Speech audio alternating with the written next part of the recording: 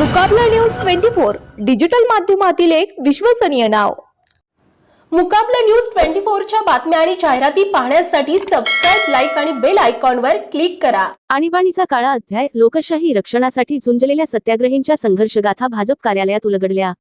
Yavatmal, Bharatiya Janata party Yavatmal जिल्ह्याच्या वतीने मोदी सरकारच्या 12 वर्षे पूर्तीनिमित्त आणीबाणीचा काळा दिवस कार्यक्रम घेण्यात आला।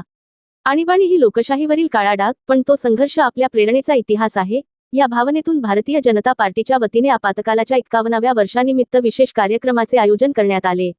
25 जून 1975 रोजी देशावर तत्कालीन सत्ताधाऱ्यांनी आणीबाणी लादून अभिव्यक्ती स्वातंत्र्य, प्रसारमाध्यमांचे स्वातंत्र्य आणि लोकशाही हक्कांची गळचेपी केली होती। हजारो देशभक्त कार्यकर्त्यांना विनाकारण तुरुंगात डांबण्यात आले।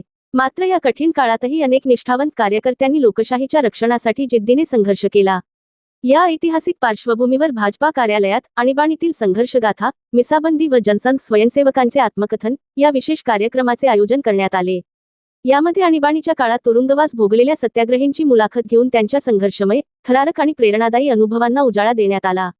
सत्याग्रहींनी त्या काळातील गंभीर वातावरण, तुरुंगातील कठीण प्रसंग, लोकशाही वाचवण्यासाठी केलेला संघर्ष तसेच काही गमती जमती सांगत त्या काळाचा जिवंत लेखाजोखा भाजपा कार्यकर्त्यांसमोर मांडला। त्यांच्या अनुभवांनी उपस्थित कार्यकर्त्यांमध्ये प्रेरणा आणि राष्ट्रभक्तीची भावना जागृत झाली। कार्यक्रमाच्या शेवटी लोकशाही रक्षणासाठी बलिदान देणाऱ्या सर्व सत्याग्रहींचा सन्मान करण्यात आला व त्यांच्या योगदानाबद्दल कृतज्ञता व्यक्त करण्यात आली।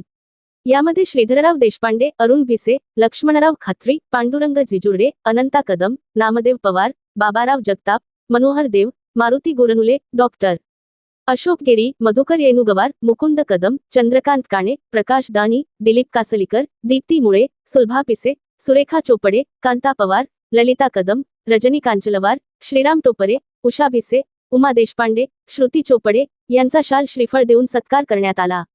सर्व सत्याग्रही स्वयंसेवकांची मुलाखत अनुभव कथन राजू पडगिलवार यांनी घेतली, तर संचालन शंतनू शेटे यांनी केले।